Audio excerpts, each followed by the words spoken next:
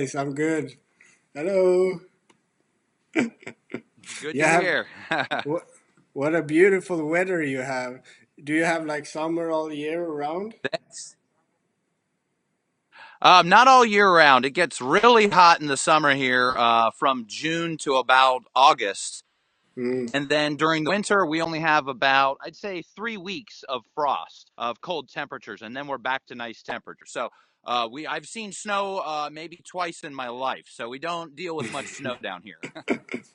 That's great. We have like snow every winter. Or like it's it's Christmas, New Year. You want the snow, but then it's like after New Year's Eve, then the snow starts to come. It's like why? Always late, right? Yeah. Yeah, exactly. It's like when I was a kid, then we had snow in during the winter time or Christmas time. Certainly. Yeah, with the weather changing, it's like you can never tell now. Yeah, exactly.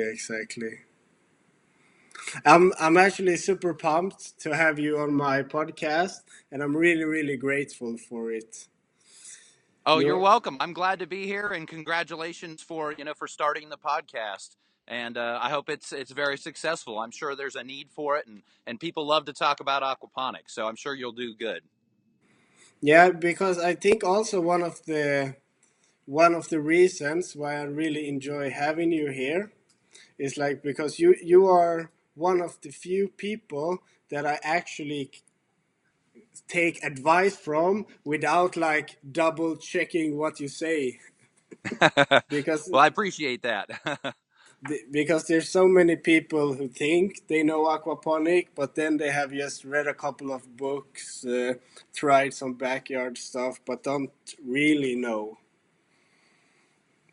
So Right. I mean, it comes with the years of experience. You mm, every day is kind of a new day in farming, and you're always learning something. And that's something I think that's helped me is I've never closed my mind off and said I know it all, because I mm, certainly don't. There's always another area to learn. Again, whether it's a controlled environment or whether it's in like solar applications, mm, but many things that connect to aquaponics that I don't know as much as I would like to know, but I'm always learning. And that I think it kind of keeps things real, and it keeps you able to see the full picture when somebody comes to you, again, from like Sweden or a different country, and mm. they have an idea. At least you're not stuck on, oh, well, I only know, Florida climates, or I only know how to do this in this one region. You Oh really yeah. have to have a gambit of tricks and a lot of experience to be able to talk knowledgeably about that, in other regions around the world. So, it's helped me out a lot. But again, time has been on my side. I was into this before it was like a cool thing. So Mm. that's got me ahead of a few people. That's nice. It's really on like a hype thing that goes up now in Sweden. And I think it's the same all around Europe right now. A lot of people talking about aquaponics.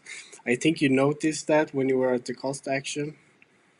Certainly, yeah. Everybody, I mean, there was real excitement, and there was really just the want to see how we're making it happen in the U.S. so that you could take those methods, not exactly the growing method, but even the Mm, marketing methods, and how we approach mm, the laws that are in place, and try to explain to those people making the laws how this fits in and how this is a real sustainable, form of agriculture that's going to help not only the farmer, but the community, the people that mm, are eating the food, the ecosystem surrounding the farm. All these things play into why this is something we need to get involved in. And I certainly seeing, being in London, I see the want for it, and I see people getting the same excitement that I see in America. I mm. just think it seems like it's maybe a few years behind. So you guys have good things in the future, though, certainly. Nice. That's really. I'm really glad to hear that. And also but I want to ask you about a little about the market and about your farm and so on. Sure. But before I ask you about that, could you give me like a macro timeline of how where you come from and the Chatterson Farms came to be? Sure. Okay. I'll try to kind of keep it short here. So, back when I was in high school, so I'm 35 now, back when I was 15 years old, we had science fair in high school. So it Mm. was everybody turns in a science project, and the best ones go on to get judged throughout the state and kind of, throughout the nation. And this was something a lot of kids are involved in. And while I was 15 coming into high school, my project was actually fish farming as an alternative. So I grew up on a lake around fish. Fishing was a big part of my life. Mm. And when I heard about fish farming, I thought that was really cool as a kid. I don't know why, probably because I like fish so much. But I grew up around tilapia. When I was a kid, nobody would touch a tilapia, and we ate them regularly. But it was known as kind of like a trash fish. Yeah. But while I did this project, I raised 10 tilapia in basically a small cage in my lake, and I measured the growth rates. And just that small process, they actually ended up getting eaten by a bird at the end of the project. So it ruined my whole science experiment. But it got me interested in it. And then from there, later on in high school, I actually did the same kind of experiment using hydroponics. So I got really interested in growing vegetables with hydroponics. And first time I grew a tomato plant, I knew where tomatoes came from, but I had never seen the process start to finish, from planting seeds to harvesting your own fruit and actually eating that and kind of seeing the fruits of your labors. And doing that, it basically gave me a love for growing plants. I was probably 16 at this age. We also have of course, I'm right outside of Orlando. I grew up in Orlando, and we have Walt Disney World here. So Walt Disney World, all of the theme parks. Well, a big part of one of Walt Disney World's attractions is at Epcot, and it's called The Land.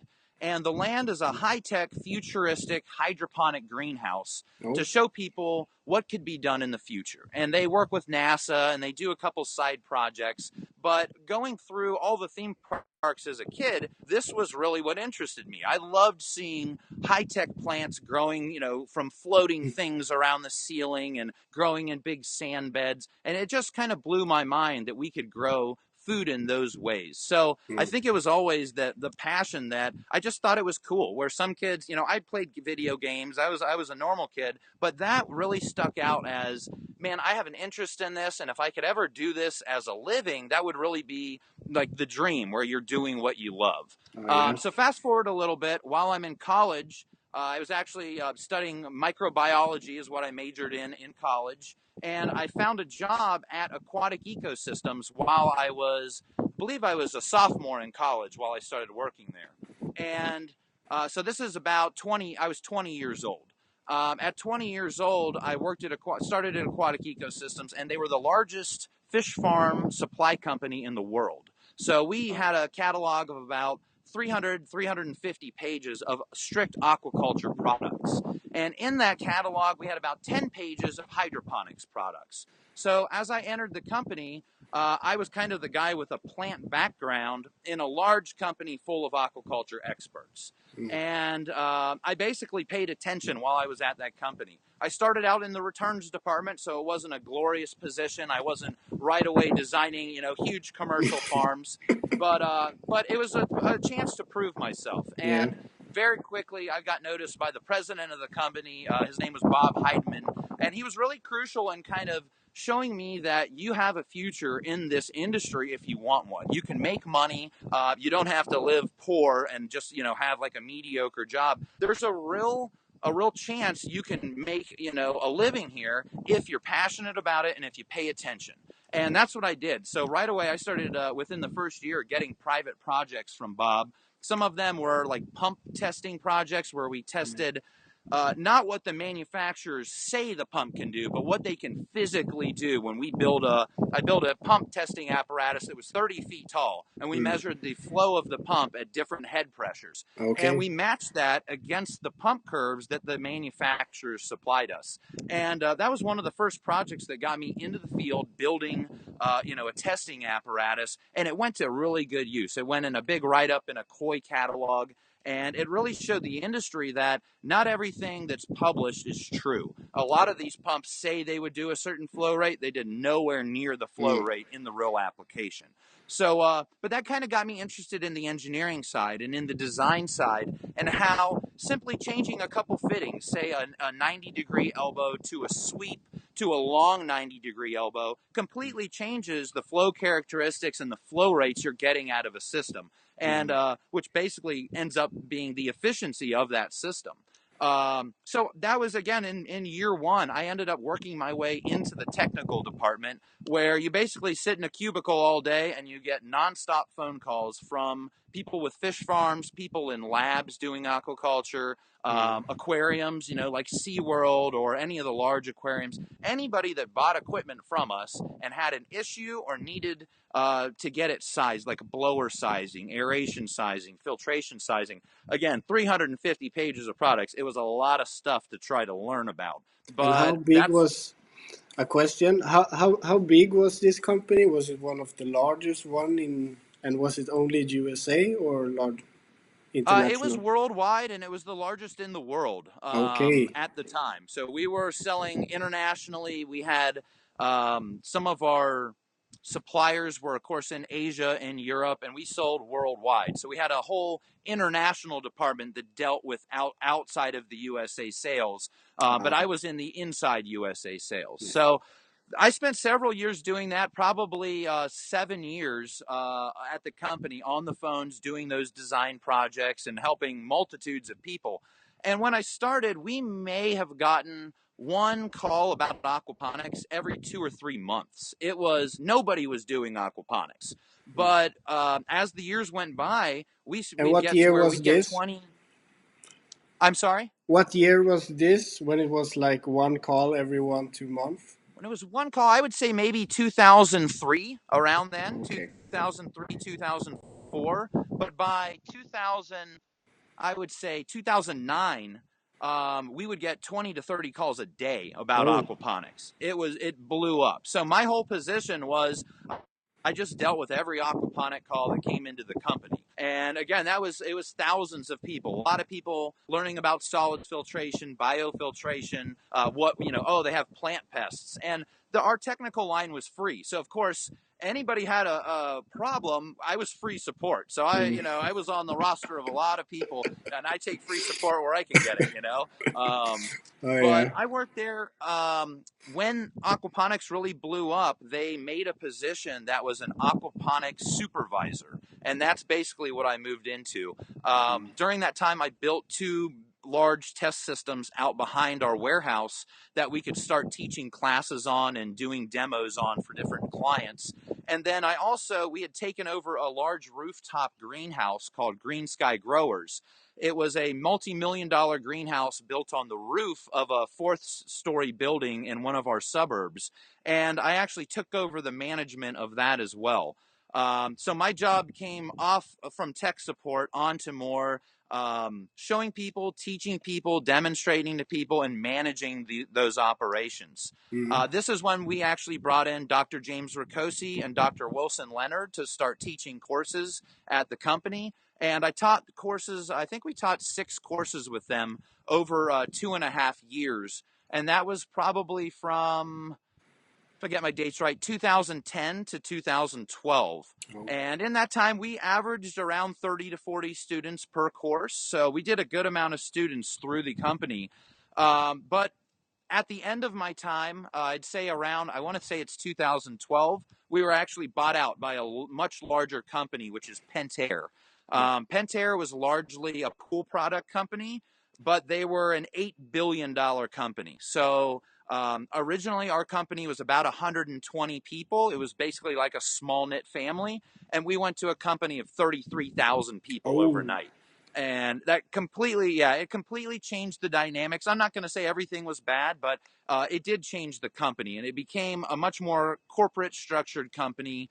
And I really saw that as my window of opportunity to go out on my own and do this for myself. One of the things being there and teaching all these students is I didn't actually see a lot of success stories. So we taught students how to do aquaponics, but we also only taught them how to do it with our products. And our products might have been priced out of the range that made it actually commercially viable. So to me, it was kind of hard to keep teaching people to do this when I plugged the numbers in a business plan and all the off-the-shelf products and things you buy didn't equate to a successful business.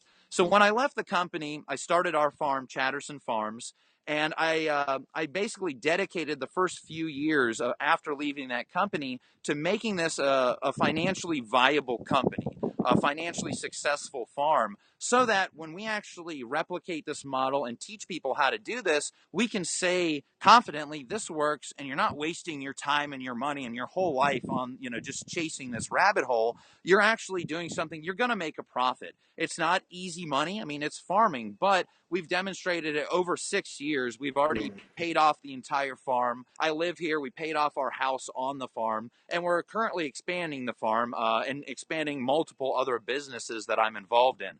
So Mm. it's really, to me, it's proven that it works. And it was something that was risky. It was something that I didn't know was going to work, but in my heart, I knew I had the technology, I had the background that I could make this work. I just had to go Mm. out and do it. So that was kind of where I was up until 2012 when I left. And now it's been, again, about 6 years.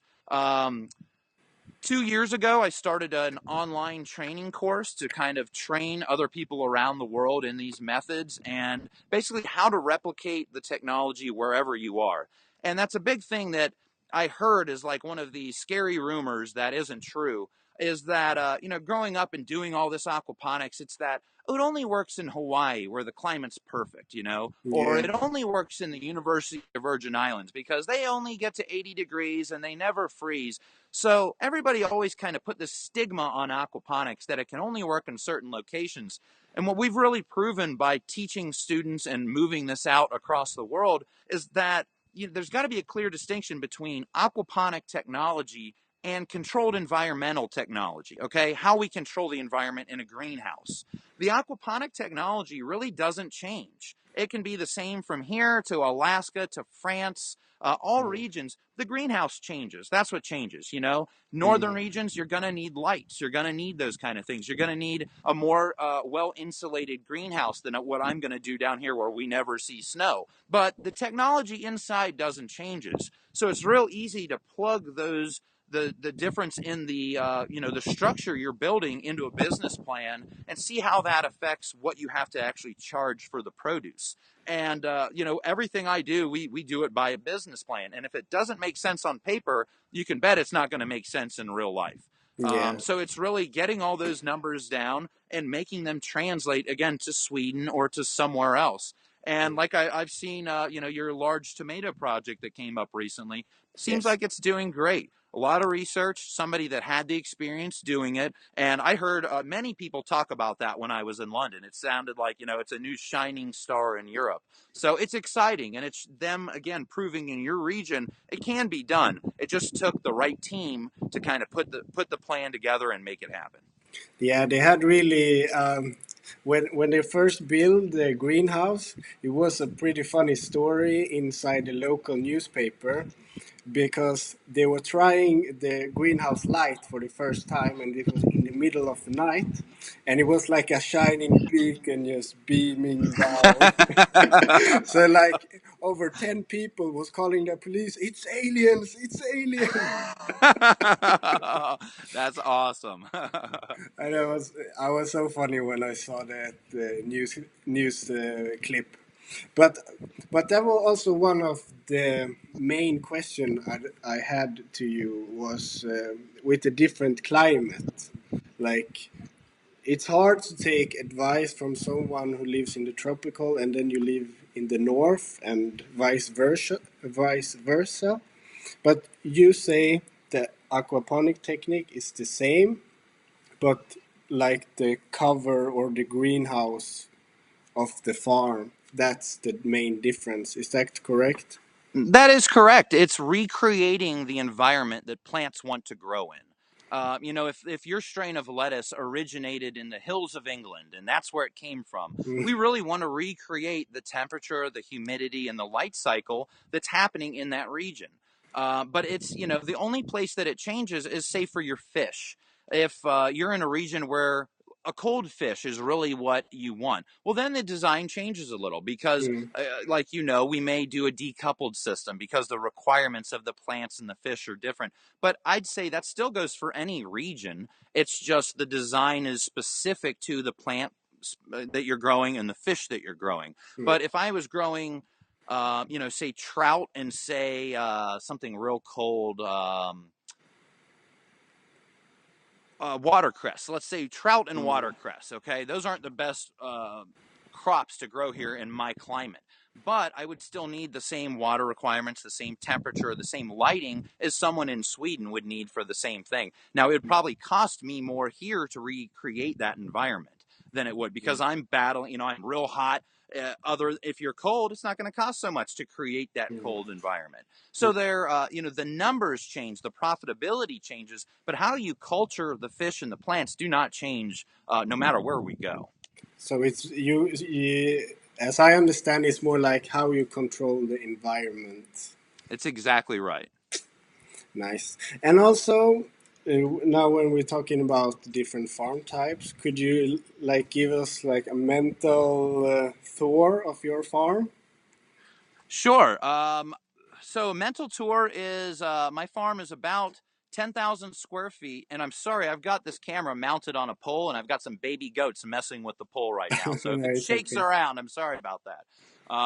But my farm is we're about 10,000 square feet of production area, located on 5 acres. So that's I think about 1,000 square meters in metric. Mm. And we have a greenhouse that's about, I'd say, 400 square meters. We have a fish building that's about 300 square meters. And then we have an open area where I breed fish, I do outdoor culture in Dutch buckets and NFT channels Mm. and rock wool and perlite slabs. It's basically a testing area for me to test some of my theories without affecting the business's production. Mm. I've got a lot more area where I can expand into, and we're actually building a couple more structures right now.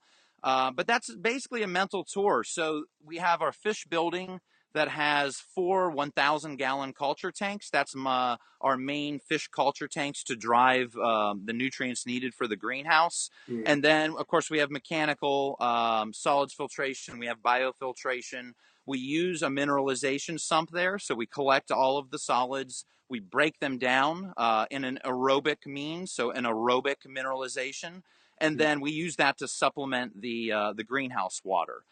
Doing this, we've been zero discharge for I want to say at least 4 years now that Mm. we've been running. Nice. At the end of the year, we have a small batch of ash, and I always dig it out and kind of take a picture to show the students what's left after a whole year of production and a couple tons of fish feed. And it's really not much. It's like Mm. half of a 5 gallon bucket that's got some black ash in it. So it really shows what's left at the end of the day. And kind of when I'm out on the road talking to people with large aquaculture farms, it shows them what they're wasting, how we can create all of this plant mass and all of this basically a profitable product by the fish waste they're flushing down the drain or into a ditch that goes out and harms the environment. So that's a big part of when I'm on the road is really at aquaculture shows trying to show people the value of the fish waste that they're getting rid of. And here in the US, people don't pay for fish waste, they pay to get rid of their fish waste. So it's not like a commodity yet. But if you look at the value of organic fertilizer on the market today, it's actually the fish poop is worth more than the fish they're raising themselves. So it's a crazy world, but it will soon be realized, and I think everybody in aquaponics gets how much that fish waste is actually worth. Yeah, yeah. Is it coupled or decoupled? So we've run it both ways. I've ran it coupled for the first 2 years, and then we decoupled it for I think 3 years to actually get some hard data on decoupled tomato growth, decoupled cucumber growth, things like that. Right Yeah. now, it's actually coupled. And that is because I'm out of town all the time. I'm not running too many research experiments right now. Mm. And it's a lot easier to run a coupled system than a decoupled system. It Mm. just plain is. Also, I would say my fish and my plant requirements overlap pretty good. We do koi carp and we do, again, lettuces, tomatoes, cucumbers, kind of a gambit of vegetables. Mm. But my fish don't need hot water. They really like temperatures in the 74 to 78-degree Mm. range, which is exactly what all of my plants like. So I don't need, if I was, again, doing trout, or if I was doing tilapia and I really wanted to meet max production by keeping their water at 86 Fahrenheit, then I would decouple it and I would separately control those environments. But I think it's important, from somebody farming and making a living doing this, it's important to look at what's the investment to decouple, okay? The increased Mm, cost in equipment, the increased cost in labor, etc. And then what is your increase in production going to equal?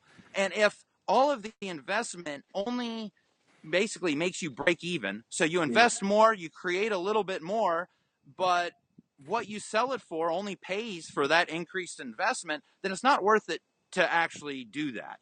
mm, So I think that's part of putting it in the business plan and looking at what's the skill of your laborers on the farm, how automated is your system, and again, what's your climate like here.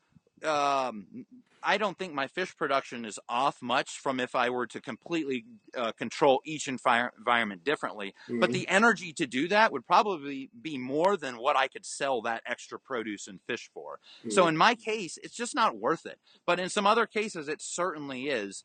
But again, it just depends on the fish crop and the plant crop. If you're doing something like an Arctic char or a salmon, mm. I would never recommend doing a recirculating system. The requirements just do not overlap.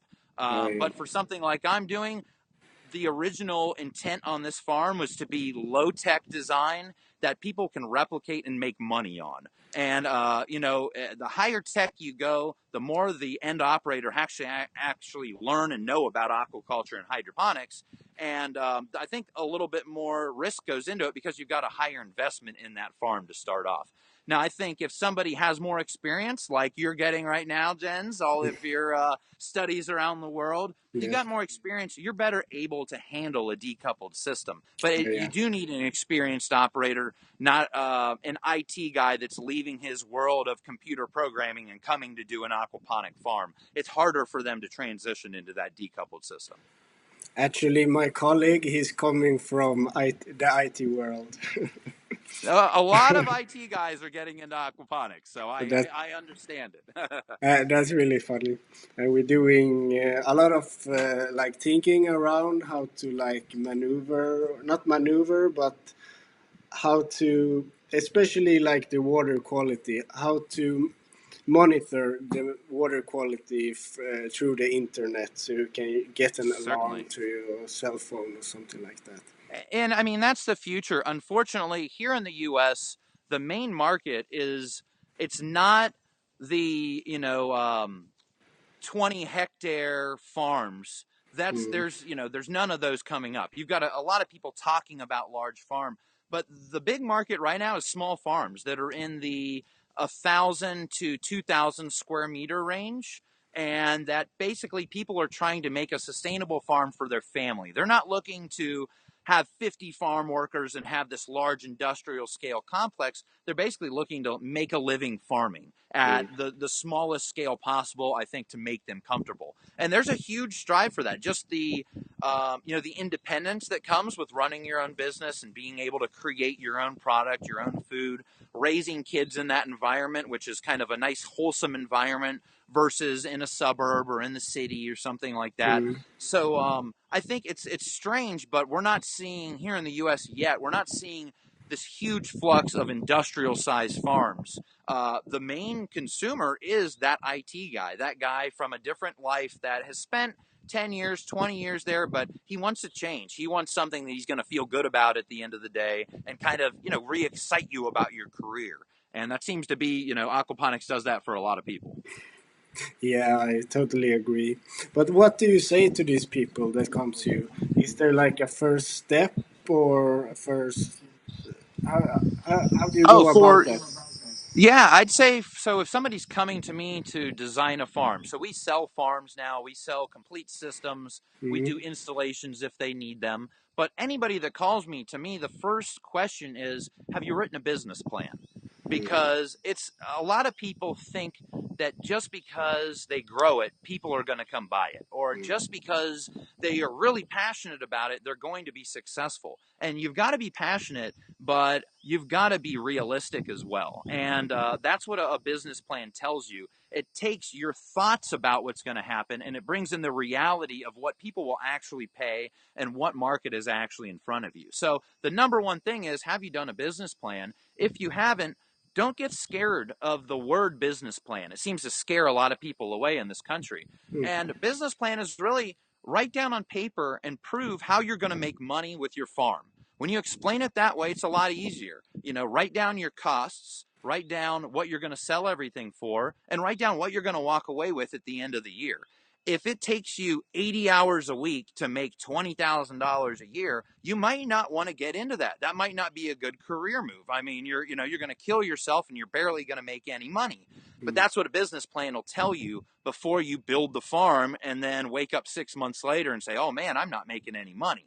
It tells you that on paper before you waste any money in reality. Mm. And then if the business plan looks good, I'd say have someone double check your numbers. Come to me, come to a professional in the industry, and make sure that the numbers you used aren't false, that they didn't come from a dodgy website or somebody that's really giving you an overestimation of how good this can be, just to trick you into buying something. You've got to Mm. be realistic with what it is.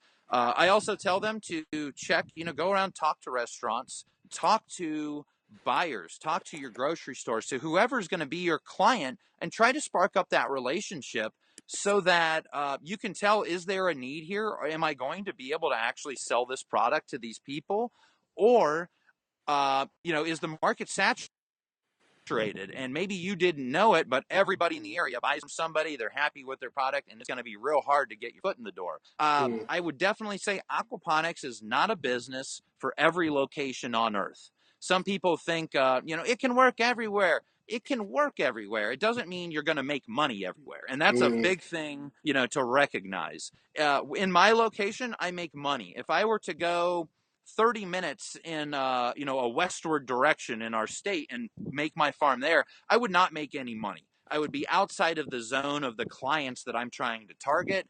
Mm. Most people out there have small little family farms or little gardens. There's no way I would get a premium price on a premium product. But where I'm at here, it's prime territory. Orlando, again, 40 minutes from me, we have Mm. 100,000 restaurants just Oh. in Orlando. So it's an endless market of restaurants, and every one of those restaurants wants local on their menu because that's the in thing to put on the menu. We buy local. We buy from Chatterson Farms. Oh my gosh, this guy grows fish and vegetables. It's like a marketing ploy for them, Oh and yeah. but it helps them and it helps us because we get a higher price for the vegetables. So Mm. the biggest thing though is just be realistic. Just because somebody wants to do this business doesn't mean it's going to work. So you really have to do that research beforehand, Mm. because if you don't, you're just hurting yourself. Aquaponics is not a quick thing to get into. If you want to start a farm, it's years to get that going. I mean, it's not, a month later the thing's up and you're in business. It's Mm. a huge, not only money investment, but time investment. And Mm. that's the last thing anybody wants to do, is invest several years of your life to figure out, oh, it didn't work. And I could have figured that out on paper before I ever spent the first dollar. Mm. And it might tell you to move down the road 20 minutes, because it works down there. Doesn't mean your dream's not going to work, but it might mean you need a different location, or you need a kind of a different, niche for your product that you're going to do in that area. Mm. And something I mentioned this in London. One of my students for the school, he has a real kind of a funky aquaponics operation, and they grow butterflies. Mm. And I'd never heard of this before, but Mm. his main business is they sell butterfly cocoons to weddings and to different events, and they do butterfly releases.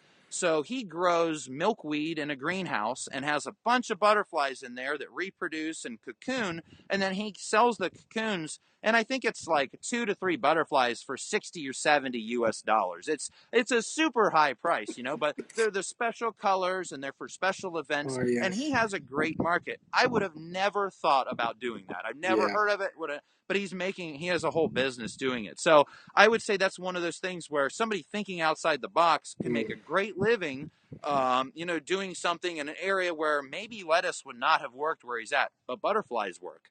I'd say keep your mind open, and let that business plan kind of make your future decisions on how you design your operation.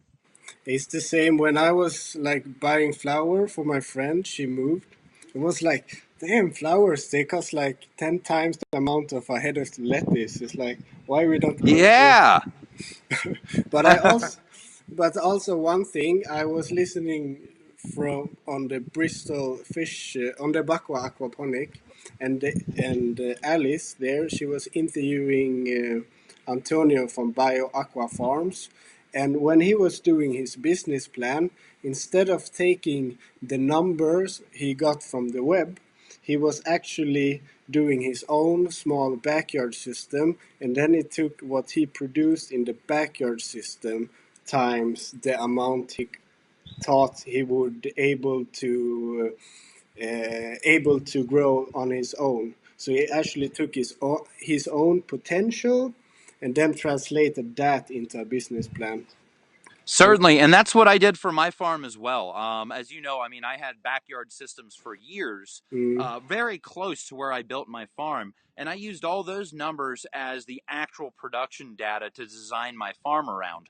But unfortunately, a lot of people they're buying a piece of land to build a farm on, so they don't have the time to buy the land, build a small system, have a couple crops go through, and then design the farm around it, because they're basically paying money and paying all of the cost of that land up front. So for that, what I like to do is look at research. We've done a lot of research versus what we can produce and what a hydroponic facility can produce. And we've done hundreds of different varieties and crops here, and I've tracked everything over the years. We have giant Excel spreadsheets and a lot of data that I knew was going to be valuable in the future. So I took the time in the mm, past to kind of calculate and write all that down. And there's a lot of crops that are very translatable to hydroponics, but it also has to do with the environment. So if I'm designing a system for somebody and we're looking at the potential, we really look at the location, how much of a controlled environment we're actually creating for them, and then what crops they're growing. And we can really get a hard number on mm, how much we're going to produce, what the quantity is going to be. And there might be some crops that aren't as good of a selection for that area due to the market or due, to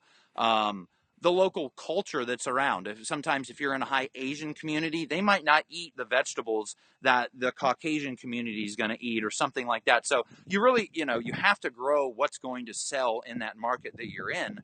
Um, but the numbers are very translatable, and especially when you're using controlled ag. So mm. if you're doing it outside, yeah, it is hard to tell from place to place. But if you're in a greenhouse and you're controlling the wind speed, the light amount, the temperature, it is very translatable from location to location. What's going to change is your power costs. Yeah, of course. Also, out of pure curiosity, do you feel like maybe you have already touched on this a little, but is their main cause of failure of aquaponics farm, is it because they lack the technical skills, or is it the business plan that is not quite there yet? It's really hard to say. I'd say it's a bit of both. Some Mm. people that I've seen, a lot of people, you know the industry. This industry was born on kind of aquaponic workshops. That's how it exploded. Was people got in, they started a small farm, they started a workshop, and they made a bunch of money on that workshop, and it got other people interested, almost like an Amway type. We have, I don't know if you guys have Amway in Sweden, but they call it like a pyramid scheme. Oh, The yeah, guy yeah. under you, yeah, he buys in. Well, you're going to teach too, and you're going to make this money. And the guy under. Well, that market collapsed. There's only so many Mm, people trying to get into this farming, and it could only sustain so many businesses. So I think after that happened, a lot of people, their main failure was the technical side. Okay, they went into it thinking this is all I have to do, no matter where I go. And they went back, and it didn't replicate the numbers that they were told they were going to get. So they went out of business. Now I think it's more of a lot of people have good models. We have great models that we know work. We're not the only ones. I mean, the University of Virgin Islands model works. There's a lot of decoupled models that work. mm, But now it's kind of, to me, I see it as people get into it, they start their farm, but they might not be a businessman. They might not know how to market that business or that product to its fullest potential. So they might be great at growing the product, but the guy that's great at growing the product in the greenhouse might not be the guy that's great at going and talking to a chef at a Michelin star restaurant mm, and getting him to sign a contract to work with you and to grow the business. So I think the industry needs to kind of get over that fear of working with each other. If you can't do the job, you're going to fail. So you need to either learn to do the job or learn to hire the person that has the skills to do that job. And that mm, can be marketing, that can be sales, that can be back end accounting. I mean, a lot of times farmers like to farm. You know, they want to produce fish and they want to produce vegetables. They don't necessarily want to deal with chasing down a chef to pay his bill from 3 weeks mm, ago. I hate doing that. I can tell you that's not something I want to do. But you need somebody to do it or you're not getting paid. yeah. So I think if you want to be successful, it comes down to make sure that business plan is solid and make sure if you don't have the skills, you've got the right people on your team that can do that. And Mm, sometimes people undervalue somebody that's the marketer because, oh man, that was so easy. He went right in and sold all my product. And, you know, it's like an ancient, I've seen this, not ancient, an old comic book picture that they have. And they bring a guy into a factory and this whole machine's broken and he just hits a red button and it starts working. And they say, we're not going to pay you $1 million for that. And he mm, said, okay, you know, pay me $5 for that and $995,000 for this knowing the skills on how to fix your machine.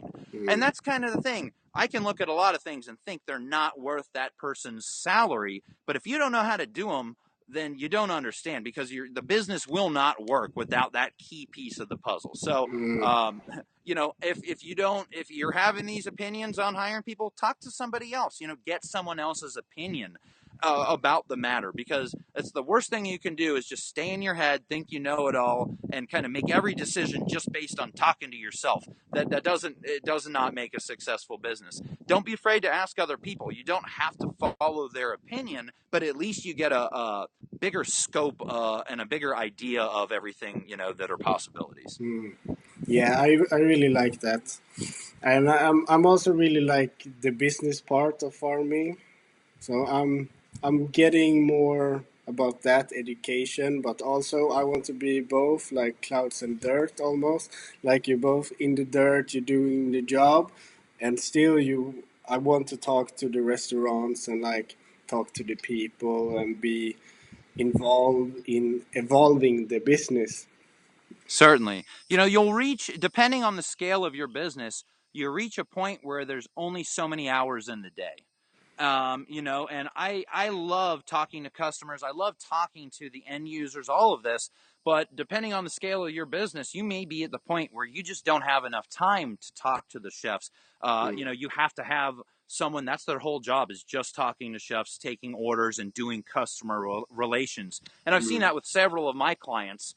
You know, you've got the main greenhouse manager and grower. You've got someone that is your basically your seller. They're dealing directly with the contacts with the restaurants, and then you may have a delivery team that is a whole separate team that just delivers the products. mm, But as much fun as the talking part is, it can slow you down. I know with our home delivery, we have a home delivery business that is pretty much how we move most of our product. mm. And we sell to 40 to 45 different families every week. And we move Oh, a large cooler of produce to them. And we do a home delivery where we drop it off on their doorstep. But we drop it off on their doorstep at 3 o'clock in the morning.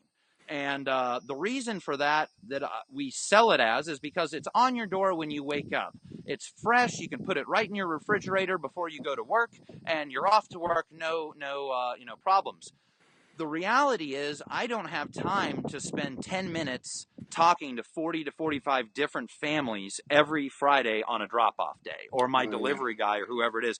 Everybody wants to talk to you about the farm, how's life, how's the family, and that's great. But in business, that's another Yeah. 5 hours a day just talking to people that you're Mm, not making money, you're wasting money. So you have to find those ways to kind of streamline the process, make everyone happy, but you don't make the money talking to people. Maybe sealing the deals, you know what I mm, mean? But yeah. um, but as you scale up, it just becomes impossible, and that's kind of like the whole organic. You know, when you get certified organic, most of the people that I work with, I tell them that you don't need to get certified organic until you're so big that you cannot tell your story to the end user, to that consumer.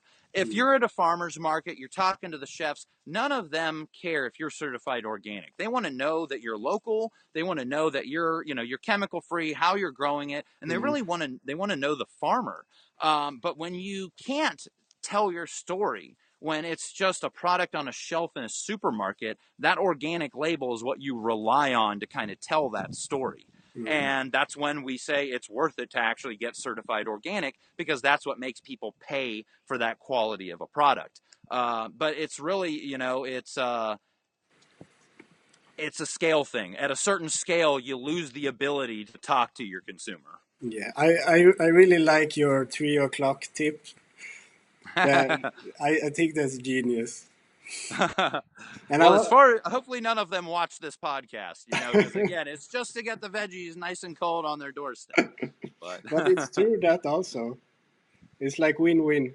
You get fresh exactly. produce the first thing in the day, like the newspaper, and you can make more money delivering more to more people. Exactly. And there's no traffic on the road at 3 in the Yeah. morning. There's no one on the road at, Mm, 8 or 9 in the morning. Oh, you're in traffic jams all day. It would probably mm, take 3 times as long to do mm. the delivery.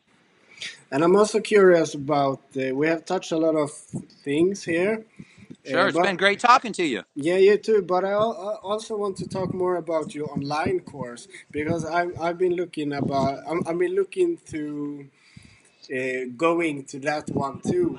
If you could please like talk a little about it, like who is it for, who would you recommend it for, and like Sure. what will I learn?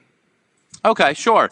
So just kind of a brief overview, and again, I'm not a big salesman, so I'm just kind of laying out why I created this and what it is. So originally, when we started the farm, again, I had mentioned that I taught courses with Dr. Ricosi and Dr. Leonard for a couple years. I even did a course here on site, which several people from Europe came to, and we had a lot of people from the U.S.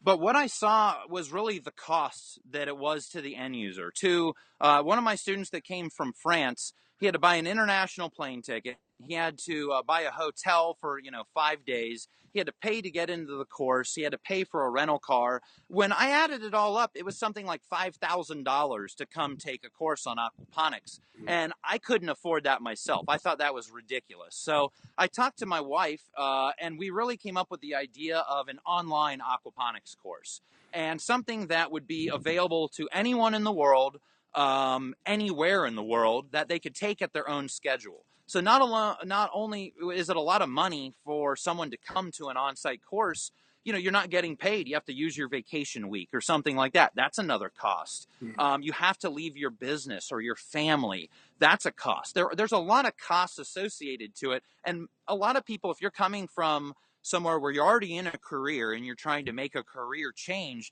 you don't have time to take a week off, your only vacation of the year, spend all this money to travel somewhere. And then it's so cool and you're so overwhelmed by everything going on and all the connections and all the vegetables that you forget half of it on your plane ride on the way back home. And that's what a lot of people will do. They're not used to seeing, 30-foot long tomato plants and huge cucumbers, and they get overwhelmed by just how cool it is, but they forget all the engineering formulas that they were kind of taught throughout the process. So, taking all that into consideration, we designed an online aquaponics course. And I spent a few months of my life a few years ago filming myself in front of a large screen where I basically teach PowerPoint presentations. And then we go out into the greenhouse and beside the greenhouse into an open work area, and we construct filters. We construct a lot of the things that we teach in the course. So we teach the engineering, and then we show you how to actually build it yourself so that you save a lot of money. And I've said this from the start, it's very hard to make money when you're buying all of your equipment off the shelf from an equipment manufacturer. If you can build a majority of the equipment yourself, you may get into production at a third of the price as if you were buying it off the shelf from somebody. Well, the third of the price means instead of a 9-year payback on your business, it's a 3-year. Or instead of a 3-year, it's a 1-year. It's a huge difference on whether you're going to be successful or whether you're not. And I can just say that to anybody. I mean, would you rather start out a business costing you $1 million or $300,000? It's a little bit more work, but you've got a lot more, money at your disposal to work through those first, little kinks that you have to deal with in marketing, in sales, and all that when starting a farm. But you've got some capital that you've saved instead of putting it all into the equipment itself. So that's really why I designed this course, was to show people You don't have to call somebody. Again, I do consulting, I sell systems, but for the person that's got more time than money, then they can invest that time in a course to learn how to do this stuff themselves. Yeah, there's more room for error. There's more room for, a lot of things, but it's the cheapest way that you can actually get into this type of farming. So, a little bit about the course. It's 24 hours total of video recorded presentation and demonstration video. I recorded it all. It's all on a GoPro is what I use, so it's pretty good. Um, quality video, but Yeah. I had to do it middle quality because it's so much content that it froze up a lot of people's computers when I put it in at like 4K or HD or something like that. So it's high enough quality where everybody can get the gist. You get access to all the PowerPoint. So the PowerPoint slides, there's over 1,000 PowerPoint slides. If I were to print it out, it would be a huge book. And the PowerPoint slides are basically the bullet points to what I'm teaching. So if you get an idea of how much content that is, it's thousands and thousands of pages. It's my lifetime in this industry put into presentation and trying to kind of streamline what people need to know. You might not need to know about biofloc and saltwater, coral aquaculture, and a lot of other stuff that I know about. But I've taken little things from those past experiences and applied those to aquaponics to make these systems more efficient. So you sign up for the course. The price is $895 US, and then you have 2 years enrollment. So 2 year, you don't go to a course for a few days and then go home and you just have a little paper workbook. You have 2 years to watch the videos, work through the course, and then re-watch the videos while you're actually building out your operation. While you're calculating the flow rate through your biofilter, you can go right to the biofilter section and see how I did it, follow along with the calculations, and make sure you do it right on the first time. So that's really what I tried to do. It's spread out over 11 weeks. It's just a little over 2 hours per week. And then at the end of that 2 hours, there's a test. It's not that I'm out there trying to fail anybody, but the course is taught in the fashion that you need to learn week 1 before you move on to week 2. You don't want to jump into week 6 because it talks about biofilters, because you're not going to know any of the other stuff that leads up to that. So But can each week, you? I'm sorry. But can you jump, like, if I was in the process of building something, I saw your course, then like, damn, I really need to know about biofilters. Could I just You jump to week can't. 6? Okay, You can't. And I that's on understand. purpose, because you would jump to biofilter, you would design it, and you wouldn't know some of the other things we talked about before that have implications on that design. So for me, it's very important that people learn it in the order that I've kind of taught it in, because again, each week builds on the previous week. You can't learn algebra without learning addition and subtraction, you know? Oh yeah. And that's kind of the way this course is taught. But by week 11, the final week, the whole week is 3 demonstrations. And off the top of my head, it's a small backyard system. I think it's 4 100-gallon fish tanks. So it's just a small hobby system. Then we build a system that's a single greenhouse system. And then we build a system that's 10 greenhouses. It's something like, I forget, 10,000 square meters, something like that. So it's a large scale operation utilizing oxygenation, utilizing, drum filter for mechanical filtration, basically all of the higher technology that you're going to use in an operation of that size. But all of these pieces are taught throughout the course, and then the final week is where I basically show people, okay, you remember where we taught you this formula in week 2? Well, this is where we apply it. Now we apply this formula that was in week 3, and we build these systems from start to finish to show you how you do it. I mean, it's hard to say, I want to do a 100 metric ton fish system. Where do you start?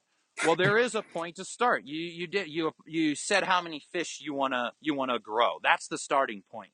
Now we can size the fish tank, the filtration, oxygenation, the plant portion. You can size everything, but you need a starting point, and then you need to know, what's the order that we go about designing the rest of this stuff.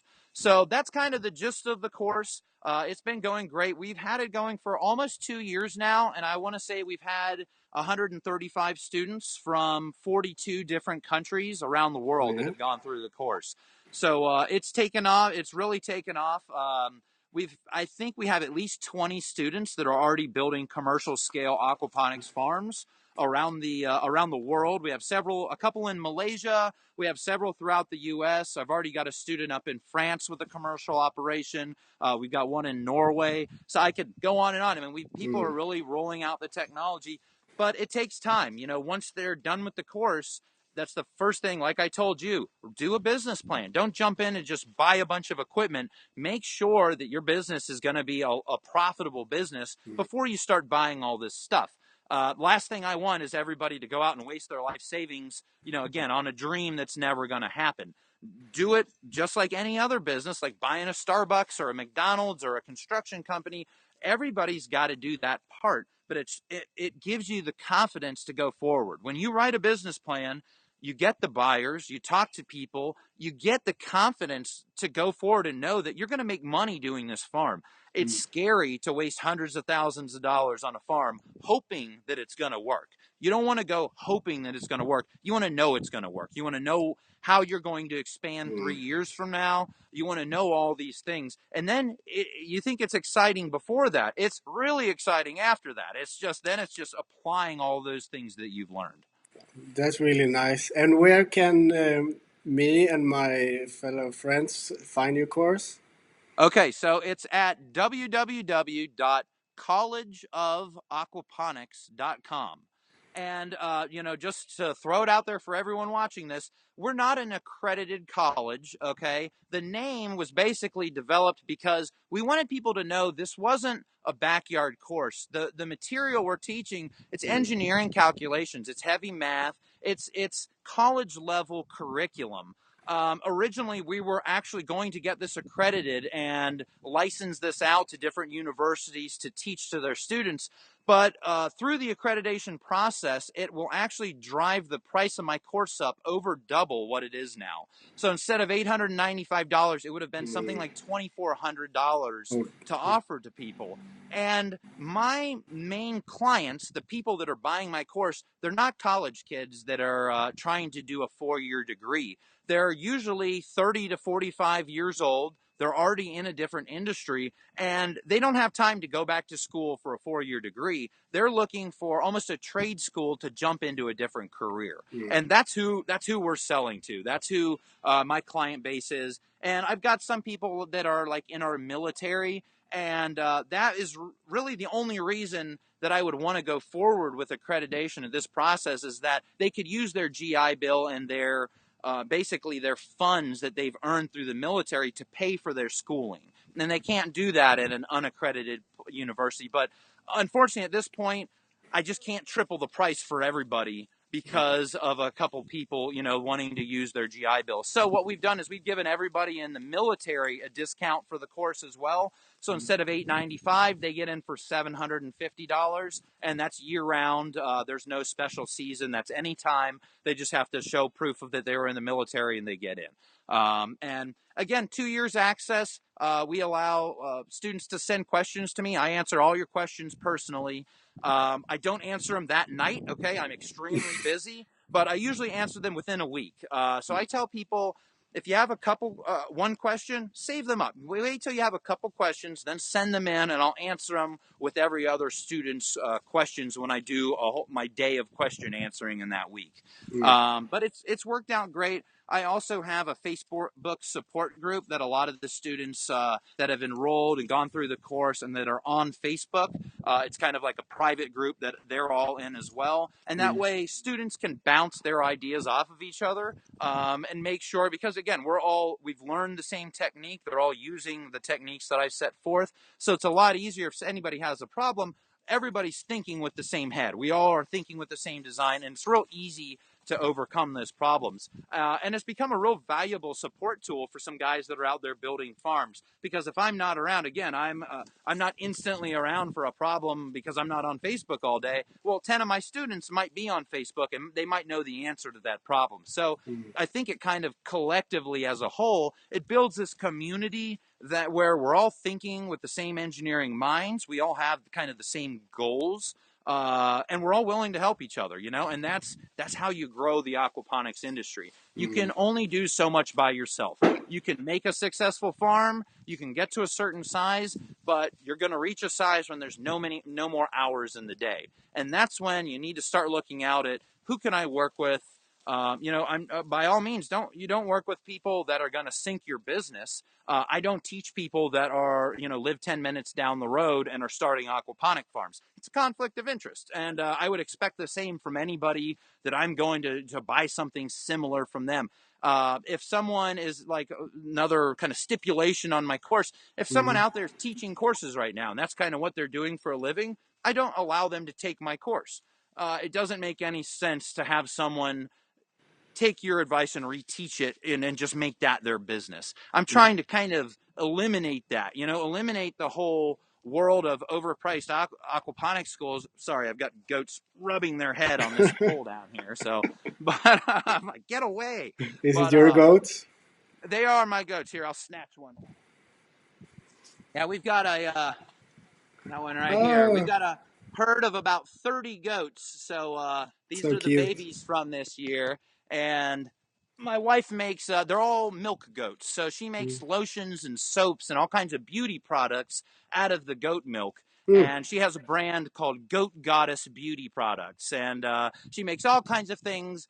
And it's kind of related to like the Egyptians and Cleopatra. They used to use goat milk for all kinds of beauty things. And Mm. they'd take baths in it, and it's this whole ancient thing for skincare, but Oh, I it's a didn't heck of a know. marketing term. So, she makes soaps, and we have little pictures of the goats on the soap bars, and it's just a fun thing. But there, it's not a huge money maker. It's more of it's we live on a farm, and this was something we wanted on the farm, and it's a lot of Mm. fun. Nice. Thank you for that. I will link your college, Aquaponic College, in the description. Certainly. And I hope I said to you we're gonna talk for 30 minutes. Now it's an hour, so Well, I'm a talker. I told you that. So sorry. I'm sure people will get bored with it somewhere, but if not, then they got some good goat picture there. no. I it's for me. It's the other way around. I really appreciate you taking a full hour and talking to me. And I hope you're doing well today, and that we're gonna meet each other soon. We will. I thought I was going to meet you a couple weeks ago. I thought so too. I got a picture of your name tag, but that was as close as I got to a Uh, real life appearance of Jen's. But I'm sure there's some talks of possibly doing another European conference mm, for the new European Aquaponic Association in Germany next year. So if oh, that happens, I'll probably travel over, and maybe that'll be another chance to meet you. I perfect. I would love that. When I heard about the cost action, I was like, "Are Ryan gonna come? Oh, I need to come. Yeah, you're gonna meet me." Well, I appreciate that, and it was wonderful, and the whole group was very receptive. I mean, I Mm. really enjoyed the trip. Perfect. Take care, and I see you soon. All right, take care, Jens. Have a good one. Yeah, Bye. bye.